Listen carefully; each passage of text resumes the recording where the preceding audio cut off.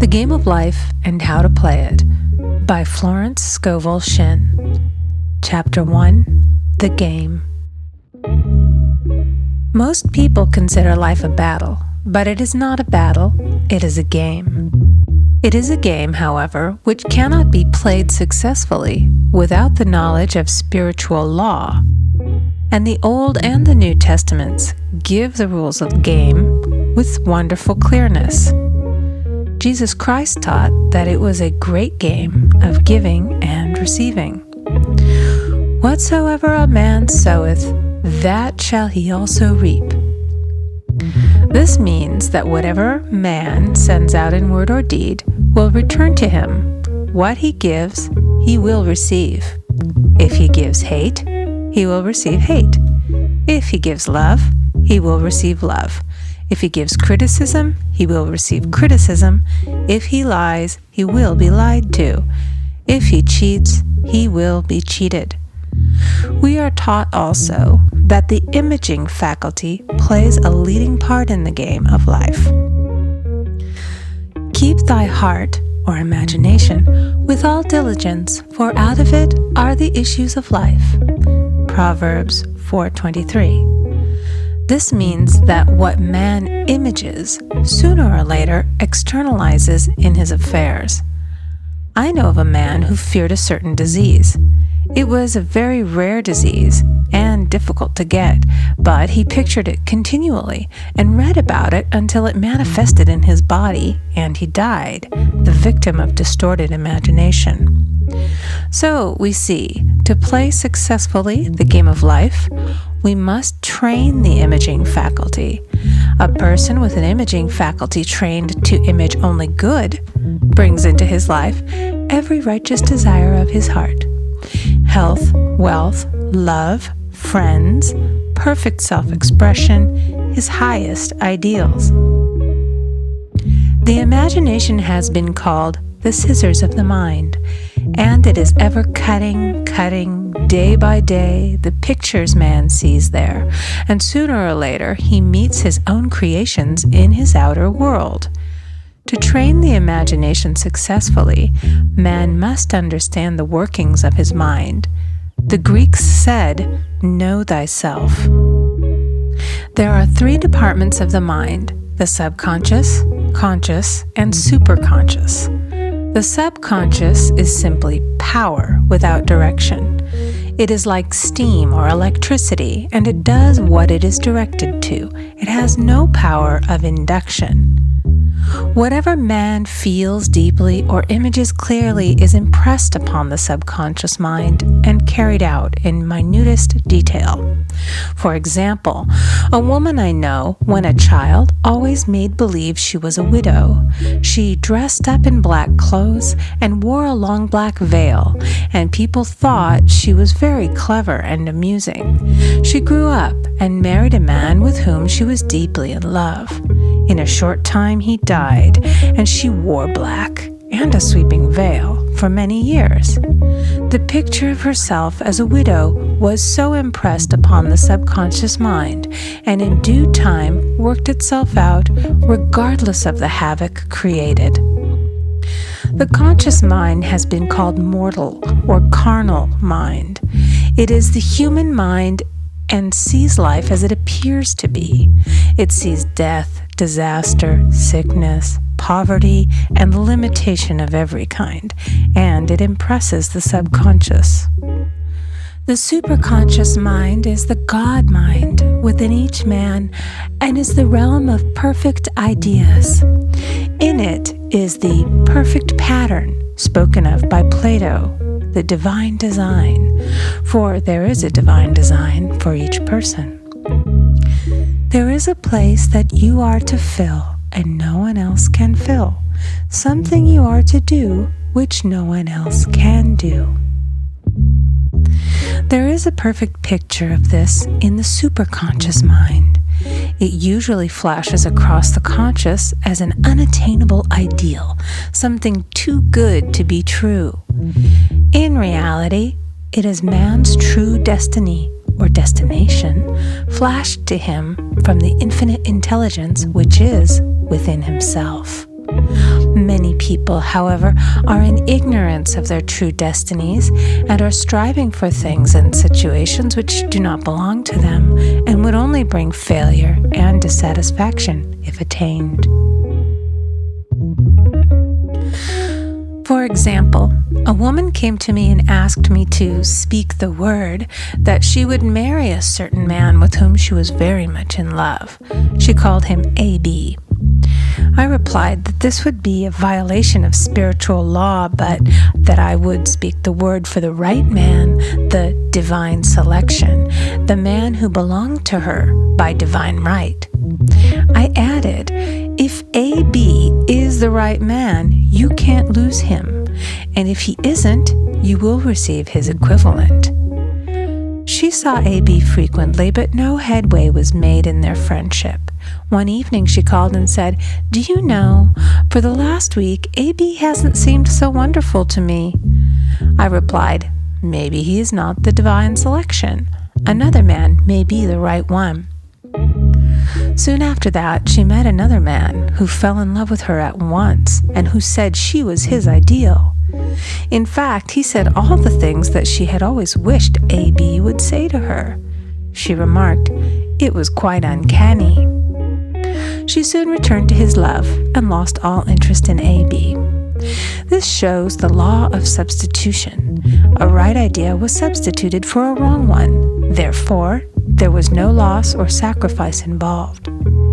Jesus Christ said, "Seek ye first the kingdom of God and his righteousness, and all these things shall be added unto you." And he said the kingdom was within man. The kingdom is the realm of right ideas, or the divine pattern. Jesus Christ taught that man's words played a leading part in the game of life. By your words ye are justified, and by your words ye are condemned. Many people have brought disaster into their lives through idle words. For example, a woman once asked me why her life was now one of poverty, of limitation. Formerly she had a home, was surrounded by beautiful things, and had plenty of money. We found she had often tired of the management of her home and had said repeatedly, "I'm sick and tired of things. I wish I lived in a trunk." And she added, "Today I am living in that trunk." She had spoken herself into a trunk. The subconscious mind has no sense of humor, and people often joke themselves into unhappy experiences. For example, a woman who had a great deal of money joked continually about getting ready for the poorhouse. In a few years, she was almost destitute, having impressed the subconscious mind with a picture of lack and limitation. Fortunately, the law works both ways, and a situation of lack may be changed to one of plenty. For example, a woman came to me one hot summer's day for a treatment for prosperity. She was worn out, dejected, and discouraged. She said she possessed just $8 in the world. I said, "Good, we'll bless the $8 and multiply them as Jesus Christ multiplied the loaves and the fishes." For he taught that every man had the power to bless and to multiply, to heal and to prosper. She said, "What shall I do next?" I replied, "Follow intuition. Have you a hunch to do anything or to go anywhere?" Intuition means intuition, or to be taught from within. It is man's unerring guide, and I will deal more fully with its laws in a following chapter.